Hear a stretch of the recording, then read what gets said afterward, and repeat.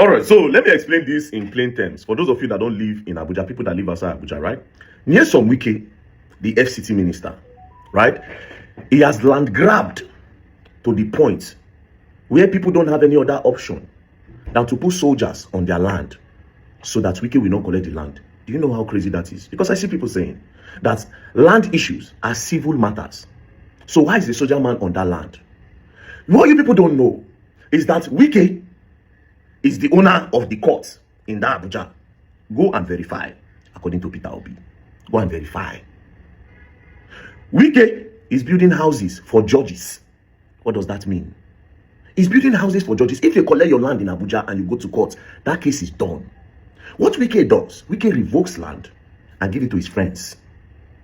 I did talk in plain terms. If you want to take me to court, we can now go to court, even though the court's my own, but this one go be different because we come now with evidence and proof. They say soldier not supposed to do that land. Bro, if soldier no did that land is as good as gone. Understand it. So days after the heated video where Wike confronted a military officer on a disputed land in Kadua, Abuja, many Nigerians expected the matter to die down. But instead, the whole thing has opened fresh drama, fresh arguments, and fresh accusations. You know, right now, some groups are even pushing for Wike to be removed as FCT minister, while another story is spreading fast that Lieutenant Yerima, the officer involved, escaped an assassination attempt. The question is, what is true? What is actually happening behind the scenes?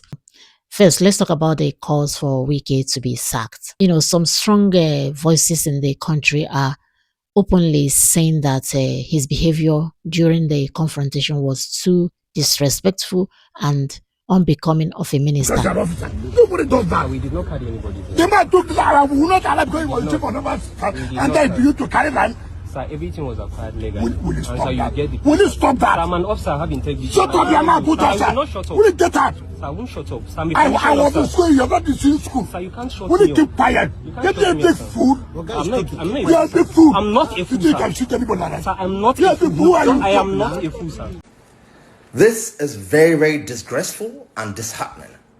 For Minister Wike to insult uniformed military officers. No, this is too much. In fact, we require and request an unreserved, immediate apology from Minister Wike. Human rights group, lawyers, and even some, retired military officers say that insulting a uniformed officer in public is equal to insulting the Nigerian state. They argue that Wike crossed the line when he used the harsh words on the Naval officer. Even if the officer was blocking access to the land, some of these groups are asking President Tinubu to take action, saying Wike's behavior can damage civil military respect if nothing is done. Now, on the other hand, Wike supporters insist that he only went there to enforce the law, that the land in question had no valid approval, and that the soldiers were being used to protect an illegal development linked to a former top military official. They say Wike cannot be punished, for doing his job, and that if he keeps quiet, powerful people will continue to use uniformed officers to intimidate government agencies. Do you know that the FCDA had sent security personnel to go harass the engineer working on the site before? It was in reaction to that the army now sent people there. So that analogy was wrong. The FCD at first used force, and it's in reaction to that they brought another level of force. So you can say, violation of laws and everything, but it is in reaction to that. So the second score that is wrong, please, with due respect, how many court orders has Wike himself respected of people that he goes ahead, that they have a court paper, and they have an initial agreement, he will turn their pack around and take it? Didn't we talk about the story of those two young girls here? Didn't I challenge the senior advocate of Nigeria, Mr. Falono, about it? How many has he respected? See, let's not deceive ourselves.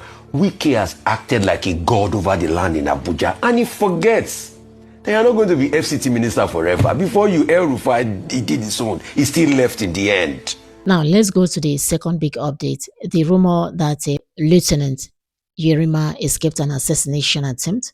According to some reports online, the naval officer was being tailed by unknown men in two Hilux vehicles with no number plates. The story says he sensed danger, made a sharp move and escaped before the attackers got close. But the FCT Police Command has come out publicly to deny the story. The police say nobody reported any attack and no record exists and no complaint was made by Yerima himself or the military. So, but even with the police denial, the story is still spreading very fast. Many Nigerians are already choosing sides. Some believe the assassination story and that the officer is being targeted because he stood up to a powerful minister.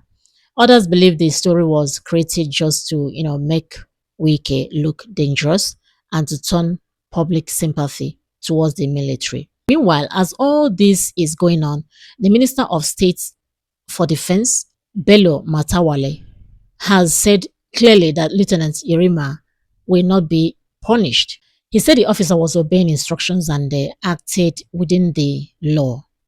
Matawale, also revealed that the service chiefs had already advised Wike to wait patiently for an investigation into the land dispute, but Wike ignored the advice and went to the site anyway.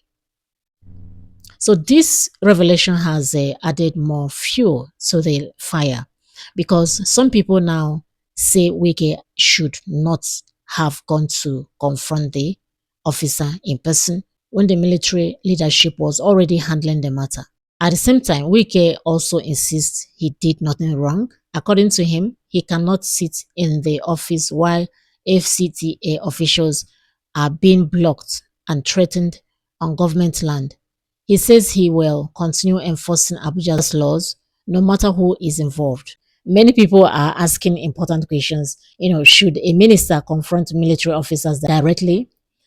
Are soldiers supposed to protect private developers on disputed land? Should Yerima be punished for talking back? The outcome of this issue will set a new example on how government officials and military officers, interact in Abuja going forward. It may also affect Wike's political weight and how the military is seen by the public. So, my dear people, this is what I said. Let me share with you. I don't know what you think about this, or whatever you think, leave your comments in the comment section. Thank you so much for coming this far with me. In case you've not subscribed to my channel, kindly do so now. Click on the bell icon so that you can easily access my upcoming posts. Like and share this video. Thank you so much. I'll see you in my next video. God bless you. Bye-bye. Bye.